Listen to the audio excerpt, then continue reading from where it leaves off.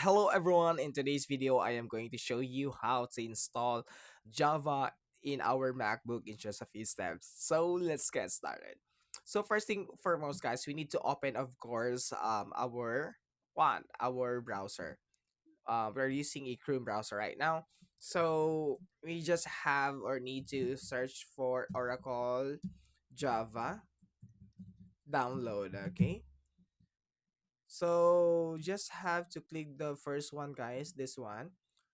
So we just have to scroll down and let's say we have the Linux, Mac OS, and Windows, but now we're using Mac OS. So what we're gonna do guys is we just have to select this ARM64 DMG installer, and you just have to click this one guys, this link, and you need of course to choose where to download it or to save it, okay? In application documents desktop, we need of course to save it onto our downloads. So I've already downloaded it guys, so I have here. So just have to open it guys. So you just have to double click this one, the JD key, okay? Double click on that. So just have to wait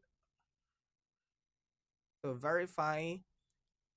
Okay, so now as you can see here, it says that this program will guide you through the installation process for the Java. Okay, just have to click just install and put your password in here. Okay,